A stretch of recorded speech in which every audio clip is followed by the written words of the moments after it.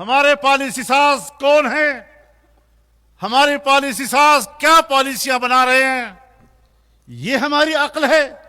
یہ پاکستان کا مفاد ہے؟ جرم بھی کرتے ہیں اور چونچ بھی اونچی رکھتے ہیں اور کہتے ہیں ہمارے اوپر تنقید نہ کرو. بھئی تم پاک ہو تو ہم آپ کو پاک کہیں گے. تم نے تو نفرتیں پیدا کی یہاں پر. تم نے تو قوموں کو لڑایا ہے انسانی حق کے نام پر. اگر ہم نے قوموں کے درمیان نفرتیں پھیلانے والی سیاست کو شکست دی ہے تو انشاءاللہ ہم اس ذہنیت کو بھی شکست دیں گے کہ پاکستان کے وفادار کو کیوں غدار کہا جاتا ہے اگر وہ اسٹیبلشمنٹ سے اختلاف رائے رکھتا ہے. آج پاکستان میں 1012 پاکستان کے وفادار بن جائیں لیکن اگر اسٹیبلشمنٹ کی رائے سے اختلاف کیا تو آپ کو غدار کہا جاتا ہے. خوشامد گر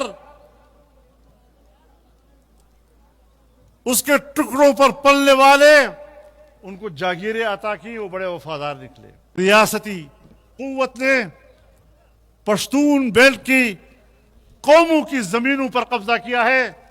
اگر ریاستی قوتوں نے بلوچوں کی زمینوں پر ان کے پہاڑوں پہ قبضہ کیا ہے تو میں ان کو واضح طور پر کہنا چاہتا ہوں کہ ہم بلوچستان کے چاہے پشتون عوام ہو چاہے بلوچ عوام ہو ان کی 1 انچ زمین بھی آپ کے حوالے نہیں ہونے دیں گے. اس لیے سوچ کی تبدیلی کی ضرورت ہے. یہاں تو ایک طاقتور ذہن کہتا ہے کہ جو ہم کہتے ہیں وہی پاکستان کی وفاداری ہے. السلام علیکم ناظرین کرام، آپ کو مکمل تقریر دکھاتے ہیں. مولانا فضل الرحمان نے آج پھر اسٹیبلشمنٹ کو مخاطب کرتے ہوئے کہا کہ اس ملک میں جو رہی صحیح جمہوریت ہے اس کا خاتمہ نہ کریں. آپ کے فیصلوں نے پہلے ہی ملک کو بڑا نقصان پہنچایا ہے. آپ اپنے گریبان میں جھانکیں، اس ملک کے ساتھ آپ کرنا کیا چاہتے ہیں. مولانا فضل الرحمان نے آج پھر سے تمام حدیں پار کر کے رکھ دی.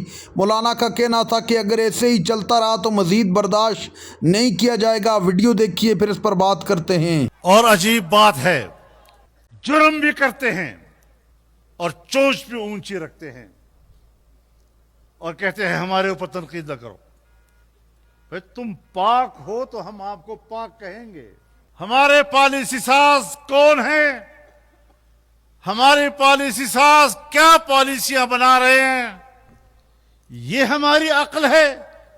یہ پاکستان کا مفاد ہے کہ ہندوستان کا بارڈر مکمل بند، افغانستان کا بارڈر مکمل بند، مغرب کی طرف بھی آپ تجارت نہیں کر سکتے، کاروبار نہیں کر سکتے، مشرق کی طرف بھی آپ کاروبار نہیں کر سکتے، اور ایک چین کا چھوٹا سا کوریڈور ہے وہ بھی آپ نے بند کر رکھا ہوا ہے، اس پر بھی کوئی فعالیت نظر نہیں آ رہی.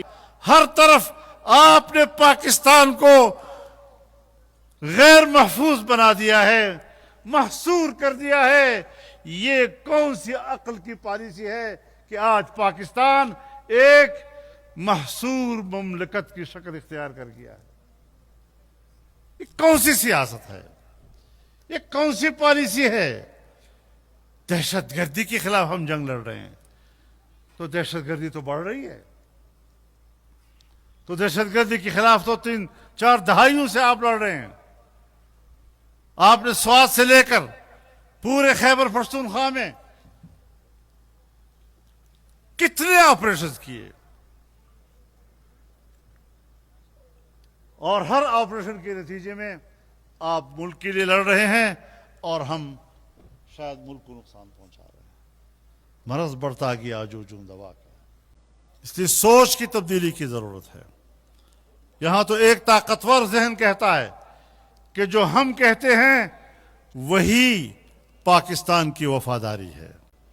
آج پاکستان میں 1012 پاکستان کے وفادار بن جائیں لیکن اگر اسٹیبلشمنٹ کی رائے سے اختلاف کیا تو آپ کو غدار کہا جاتا ہے. یہ وہی روایات ہیں جو اس زمانے سے ہمارے اس ملک میں چلی آ رہی ہیں. اس فکر کو تبدیل کرنا ہوگا، اس سوچ کو تبدیل کرنا ہوگا، ان ترجیحات کو تبدیل کرنا ہوگا. اور انشاءاللہ اگر ہم نے فرقہ واریت کو شکست دی ہے، اگر ہم نے قوموں کے درمیان نفرتیں پھیلانے والی سیاست کو شکست دی ہے تو انشاءاللہ ہم اس ذہنیت کو بھی شکست دیں گے کہ پاکستان کے وفادار کو کیوں غدار کہا جاتا ہے اگر وہ اسٹیبلشمنٹ سے اختلاف رائے رکھتا ہے. آئیں ہم پاکستانی ہیں, معاملات ٹھیک کرو. ہم اس قوم کے افراد ہیں, ہمیں مطمئن کرو. یہ کیا الیکشن ہے اور دھاندلی کر کے اپنی اسمبلیاں بنا دی. اگر اس طریقے سے یہاں پر اگر یہ اسمبلیاں بنی ہیں, سندھ کی اسمبلی جس طرح بنی ہے, پنجاب کی اسمبلی جس طرح بنی ہے, یہ سارے کے سارے وہ سوالات ہیں جو ہمارے ملک کے سیاسی نظام کے اوپر ہیں. ہم نے یہ جنگ لڑنی ہے اور انشاءاللہ قوم ایک ہوگی تو جیتیں گے انشاءاللہ اس جنگ کو. ہم نے ان حالات کی طرف جانا ہے جب ہم پاکستان کو ایک کر سکیں گے انشاءاللہ. آج بھی اگر پاکستان قائم ہے, میں بات تو بڑی کر رہا ہوں, شاید آپ کہیں چھوٹی منہ اور بڑی بات, لیکن میں پوری قوم پر واضح کرنا چاہتا ہوں کہ آج اگر پاکستان متحد ہے, آج اگر پاکستان کے عوام ایک دوسرے سے محبت کرتے ہیں تو جمعیت علماء کے کردار کی وجہ سے. تم نے تو نفرتیں پیدا کی ہے یہاں پر, تم نے تو قوموں کو لڑایا ہے انسانی حق کے نام پر. انسانی حق